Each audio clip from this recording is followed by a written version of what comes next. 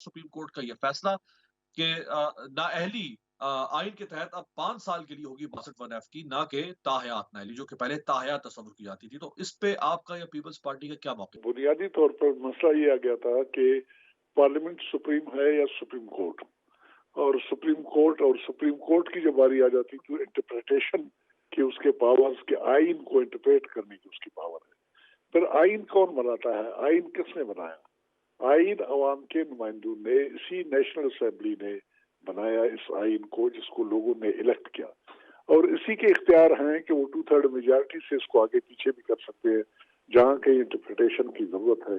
अगर कोई वहाम है, कोई दायरा वाली कार्रवाई है, वहां पर अगेन दे कुड कम इन, वो काम कर सकते हैं जहाँ पर कानून। जल साहब, जी एक है कानून और एक है उस कानून का अब्यूज ऑफ पावर या अब्यूज ऑफ लॉ। जी जी अगर आज हम तहरीक इंसाफ की सूरत हाल देखें तो जिस तरह उनके लोगों के कागजात नामजद की धड़ाधड़ मुस्तरद किए गए, तो वो 62(1)(f) का इस्तेमाल नहीं, वो लेकिन तो और बहुत आप सारे उसको कानूनों के तहत कर दिया। आप उस तरफ न ले जाए उसको, सिर्फ इस आईनी शिक को देख लीजिए कि जहाँ पर कुछ भी नहीं है। ठीक है, जब कुछ कहा नहीं गया है तो जिस आइन को हाँ। जिस पार्लियामेंट ने बनाया उसको ये इख्तियार होना चाहिए कि उसके बारे में जहाँ पर अफहाम है तो वो अपनी राय दे, और उस राय को फिर उसको जो है ना सही मानना चाहिए। और यही बात सुप्रीम कोर्ट ने किया, कोई गलत बात तो नहीं की है। अब ऑलरेडी उन्होंने बिल्कुल आपकी ठीक है। पार्लियामेंट ने ये पास कर दिया, दोनों ऐवानों ने आपके पास कर दिया कि जी 5 हाँ। साल होना चाहिए या इसको इसकी डेफिनेशन होना चाहिए। जरदारी साहब कल दौरा कर रहे हैं बलूचिस्तान, डेरा बुगटी का। जी मजीद भी कुछ लोग अभी पीपल्स पार्टी में शामिल होंगे बलूचिस्तान से? जी, बलूचिस्तान में इस वक्त पीपल्स पार्टी के लिए बड़ी अट्रैक्शन है, बड़ी दुनिया शामिल हो रही है, और रोजाना कोई न कोई आदमी आ जाता है। फिलहाल ये जो डेरा बुगटी वाली कहानी है, ये तो सरफराज बुगटी साहब से रिलेटेड है। मेरे इल्म में कोई ऐसी बात नहीं है किसी के बारे में कि कौन शामिल हो रहा है, कौन नहीं हो रहा है।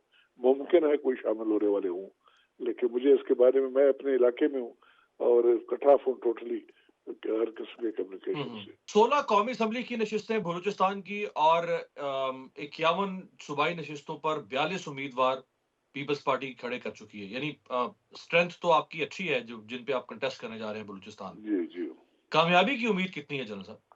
हमें उम्मीद है कि इंशाल्लाह हम इसमें सूबा बलूचिस्तान में हुकूमत बनाने की पोजीशन में होंगे। हम हाँ। मेरे ख्याल के मुताबिक हम तकरीबन 15 से 20 सूबाई असेंबली के मेंबर्स सेलेक्ट करवा सकेंगे। कम से कम 15-20 तक जा सकते हैं। खवातीन वाली रिजर्व सीटें शामिल करके तो हमारी स्ट्रेंथ 25-26 को क्रॉस करेगा, और बलूचिस्तान में हुकूमत बनाने के लिए 32 वोट की जरूरत है, 33 की। मियां साहब की भी जो एंट्री हुई है बलूचिस्तान में, वो भी काफी एंट्री लोग हुई अपने है, साथ शामिल कर। अनफॉर्चुनेटली वो जरा थोड़े से लेट एंट्री की उन्होंने, और जो भी इलेक्टेबल थे उनकी ज्यादा तादाद हमारे पास आ गई है। मैं उस पार्टी में रहा हूँ, मुझे पता है उनके पास इस वक्त जो इलेक्टेबल्स की स्ट्रेंथ है, मेरे ख्याल में वो 10 को टच नहीं कर सकेंगे। ये 6 और 10 के दरमियान में रहेगा मेरे ख्याल में। पीपल्स पार्टी लोड शेडिंग के खिलाफ सड़कों पर आने का ऐलान कर दिया पीपल्स पार्टी ने। अब इसका करना कसूरवार फिर चाहिए। किसको ठहराएंगे? पीपल्स पार्टी गवर्नमेंट से 2013 के बाद ऑफ है, और उसके बाद वो हम्म। मरकज में नहीं रहे हैं जो बिजली से रिलेटेड मामला उनके दायरे इख्तियार में आ जाए।